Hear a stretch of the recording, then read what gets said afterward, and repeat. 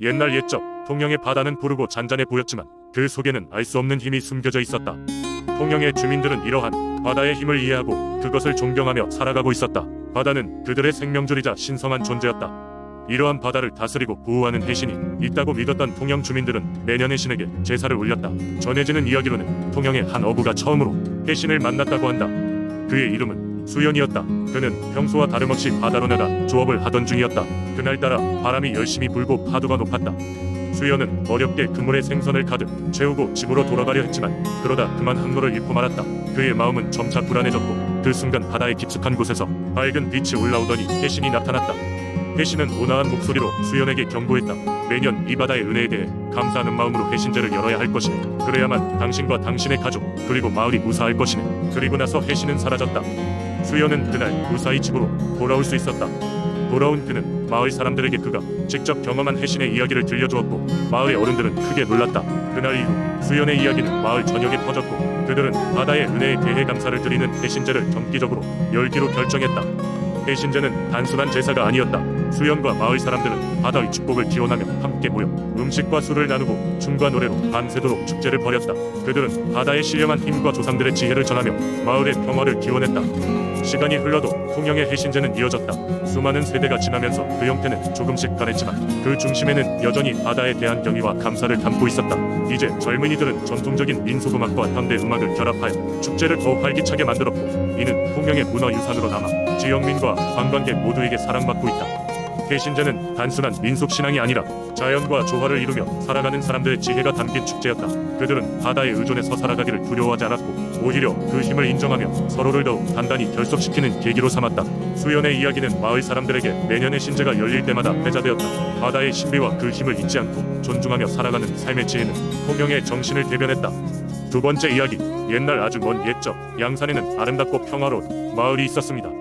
이곳에는 온 마을 사람이 소중히 여기는 까치 공주라는 신비로운 존재가 살고 있었습니다. 그녀는 사람들의 꿈속에서 나타나 소원을 들어주는 존재로 알려져 있었고 언제나 순백의 옷을 입고 까치처럼 우아하게 날아다녔다고 전해집니다. 양산 주민들은 까치 공주를 위해 매년 특별한 축제를 열었습니다. 이 축제에서는 온갖 맛있는 음식과 함께 향기로운 꽃들이 공주를 위해 바쳐졌으며 아이들이 즐겁게 춤을 추고 노래를 부르는 듯 마을 전체가 기쁨과 즐거움으로 가득 찼습니다. 하지만 어느 해 마을에 큰 가뭄이 찾아왔습니다. 사람들은 오랫동안 비가 오기를 기다렸지만 하늘은 매일매일 더워져만 갔습니다. 결국 마을 사람들은 까치 공주에게 도움을 청하기로 했습니다. 가장 아름다운 마을 장로가 까치 공주가 나타나는 꿈속을 여행하기로 했습니다. 마을 장로는 집에서 멀지 않은 고산 절벽에 있는 신성한 느티나무에 다가갔습니다. 사람들은 그곳이 까치 공주가 종종 머무는 곳이라 믿었습니다. 장로는 느티나무 아래에서 정신을 집중하며 공주께 간절히 기도했습니다. 사랑하는 우리의 까치 공주님, 제발 우리 마을에 비를 내려주십시오. 어느새 장로는 깊은 잠에 빠졌고 꿈속에서 은은히 빛나는 까치 공주를 만났습니다. 공주는 상냥한 미소를 띠며 장로에게 말했습니다. 마을 사람들의 진심과 정성 이 마음 깊이 와닿았습니다. 곧 시원한 비가 내릴 것이니 안심하세요. 장로가 깨어났을 때 느티나무 위로는 이미 짙은 구름이 몰려들고 있었습니다. 마을에 돌아가기도 전에 장대 같은 비가 시작되었습니다. 마을 사람들은 기쁨에 넘쳐나며 까치 공주에게 감사하는 마음으로 물을 받았고 흙이 다시 촉촉히 적셔졌습니다. 이후로도 까치 공주는 마을 사람들에게 꿈속에서 속삭이며 필요한 도움을 주었다고 합니다. 사람들은 공주에게 더욱 감사해하며 그녀가 언제나 함께하고 있다는 믿음을 간직했습니다. 까치 공주 전설은 오늘날까지 양산의 아이들에게 전해 내려오며 그들의 상상력과 믿음을 채워주었습니다. 세 번째 이야기, 옛날 옛적 대한민국 영동 지역에는 바람의 신을 모시는 특별한 민속신앙이 있었다. 이 지역은 산이 워낙 많고 바람이 세차게 불어와 농작물에 피해를 입히는 일이 다반사였다. 주민들은 바람을 달래기 위해 정성스럽게 준비한 풍년제를 매년 열었다. 풍년제는 봄이 올 무렵 농사철이 시작되기 전에 열렸다. 행사 준비는 그 자체로 하나의 의식이었다. 마을 사람들은 일주일 전부터 산에서 몸을 깨끗하게 씻고 의식을 준비하는 장을 마련했다. 이 장은 나무 판자로 둘러싸였고 중앙에는 거대한 바람의 신을 형상화한 조각상이 자리 잡고 있었다. 마을에서는 가장 연장자이며 경험이 풍부한 무당이 이 행사를 주도했다. 그녀는 의식이 실행될 이틀 전에 금식을 시작했으며 오로지 깨끗한 물과 신성한 약초로 만든 차만을 마셨다. 그녀는 산 깊숙한 곳에 있는 작은 동굴에서 개인적인 명상을 한 뒤 돌아와 바람의 춤을 준비했다. 풍년제 당일 마을 사람들은 전통 복장을 입고 행사장으로 모여들었다. 색색의 천으로 장식된 옷과 머리띠 그리고 손에 든 핸드드럼이 그들을 화려하게 만들었다. 마을의 청년들은 북을 두들기며 행사장의 분위기를 한층 고조시켰다. 무당이 중앙으로 나서면서 의식은 시작되었다. 그녀는 바람의 신에게 경배하며 한 손에 달개 깃털을, 다른 한 손에는 신성한 쌀을 들고 바람의 춤을 추기 시작했다. 춤은 점점 격렬하게 변하였고 그녀의 움직임이 바람처럼 자유롭게 소용돌이쳤다. 마을 사람들은 북을 치고 서로 손을 맞잡고 원형으로 마을을 돌며 그녀의 춤에 맞추어 원을 그렸다. 춤이 절정에 다다랐을 때 무당은 깃털을 하늘로 던지며 바람의 신이여 우리의 기도를 들어주소서 라고 외쳤다.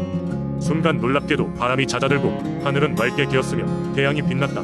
사람들은 환호성을 지르며 좋은 기운이 앞으로 다가올 농사철에 행운을 가져다 주리라 허친했다.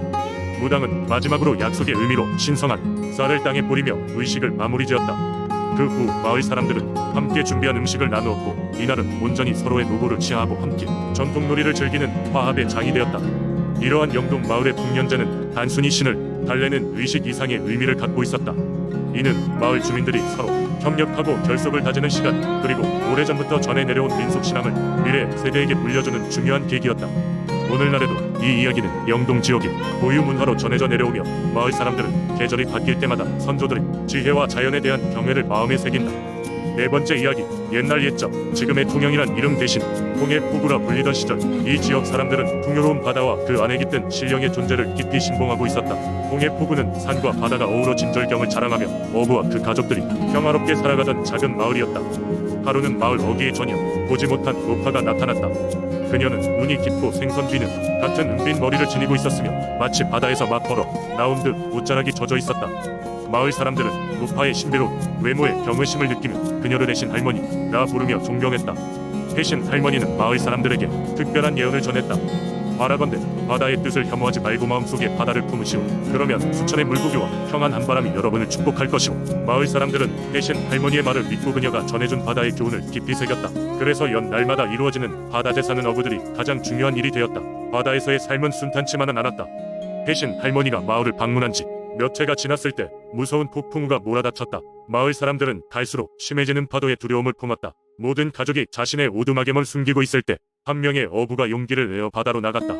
그는 두렵지 않았다. 대신 할머니가 전한 말씀이 마음속 깊이 자리잡고 있었기 때문이다. 어부가 바다에 도달했을 때 그는 바다의 고요 속에서 고요한 기운을 느꼈다. 그리고 갑작스럽게 폭풍이 잠잠해지더니 하늘이 갈라지며 쏟아지는 빛이 바닷물 위를 은은하게 비추었다. 물살이 잔잔해지면서 수많은 물고기가 어부의 배 주위로 몰려들었고 곧바로 풍성한 어획을 낚을 수 있었다. 어부가 육지로 돌아왔을 때 마을 사람들은 그를 영웅처럼 맞이했다. 그는 대신 할머니의 가르침 덕분에 무사히 돌아올 수 있었다며 깊은 감사를 전했다. 노파는 그 후로 마을에서 다시 보이지 않았다. 그러나 그날 이후 통해포구의 사람들은 바다에 나갈 때마다 대신 할머니를 기억하며 작은 제단을 마련해 바다의 신에게 감사의 마음을 전하곤 했다. 세월이 흘러 통해포구는 동영이라 불리게 되었고 이 전설은 마을의 중요한 문화유산으로 남았다. 사람들은 대신 할머니를 바다를 수호하는 신령으로 믿었고 마을의 모든 어부들은 출항 전에 그녀에게 안전한 항해를 기원하는 작은 의식을 이어갔다. 오늘날까지도 통영에서 바다의 신을 숭배하는 전통은 이어지며 대신 할머니의 이야기는 사람들의 삶 속에 깊이 스며들어 있다. 다섯 번째 이야기, 옛날 옛적 안동의 아름다운 마을은 숲이 우거지고 호수가 맑은 곳이었습니다. 사람들은 농사를 지으며 평화로운 삶을 살고 있었으나 이따금씩 알 수 없는 재해가 마을을 덮치곤 했습니다. 마을 사람들은 매번 피해를 입고서는 왜 그런 일이 일어나는지 이유를 알 수 없어 답답해했습니다. 그러던 어느 날 마을 최고의 장로가 꿈을 꾸었습니다. 꿈 속에서 하늘에는 찬란한 빛이 반짝였고 그 빛 속에서 어마어마한 위용을 자랑하는 장군이 나타났습니다. 장군은 마을을 재해로부터 지키기 위해 특별한 제물을 바쳐야 한다고 말했습니다. 장로가 놀라서 어떤 제물을 바쳐야 하냐고 묻자 장군은 자신을 강남 장군이라 소개하며 이곳 안동이 자신의 고향이기에 특별히 도와주고자 한다고 말했습니다. 눈을 떠보니 꿈에서 본 것 같은 강렬한 인상이 장로의 마음속에 남아있었습니다. 장로는 마을 사람들을 불러 모아 꿈에서 만난 강남 장군의 이야기를 전했습니다. 주민들은 비록 신비한 이야기였지만 재해를 막을 수 있다면 시도해 볼 가치가 있다고 생각했습니다. 그리하여 마을 사람들은 강남 장군을 위한 재단을 숲속 가장 높은 언덕에 세우기로 결정했습니다. 그들은 매년 봄마다 새로 돋아난 계절의 첫 수확물을 강남 장군에게 바쳤습니다. 재단은 꽃과 곡식으로 장식되고 사람들은 정성스러운 마음을 담은 다양한 음식을 준비했습니다. 제사를 올리는 날에는 마을의 어린이들이 줄을 지어 나와 꽃을 뿌렸고 마을의 여인들은 아름다운 춤을 추며 장군의 영혼을 기쁘게 했습니다. 제사가 끝난 후로 이상한 일들이 일어난 것이었습니다. 마을은 예전의 재해에서 더 이상 피해를 입지 않았습니다. 강남 장군의 보호 덕분인지 사람들은 그들의 농작물과 가축들이 번성하는 것을 경험했습니다. 숲은 더욱 울창해졌고 호수는 더욱 맑아졌습니다. 강남 장군의 축복이라 믿었던 마을 사람들은 매년 정성을 다해서 제사를 이어갔습니다. 세월이 흐르면서 강남 장군에 대한 믿음은 전해졌고 사람들은 그를 안동의 수호신으로 여겼습니다. 어린아이가 태어날 때는 강남 장군에게 아이의 건강과 안녕을 기원했고 특별한 축제일에는 강남 장군을 위한 특별한 제사를 올리기도 했습니다. 이런 전통은 오늘날까지도 안동에서 이어지고 있으며 강남 장군은 여전히 이 마을의 많은 사람들의 마음속에서 살아있습니다. 이렇듯 안동의 강남 장군 이야기는 마을 사람들에게는 사랑과 믿음을 상징하는 신앙의 구심점이 되었으며 이 전통은 후세에도 계속해서 이어져 내려가고 있습니다. 이 이야기는 마치 마을의 오래된 나무처럼 뿌리를 내리고 알 수 없는 미지의 재해로부터 인간을 지킨다는 믿음 속에 마을과 사람들을 하나로 묶어주고 있습니다.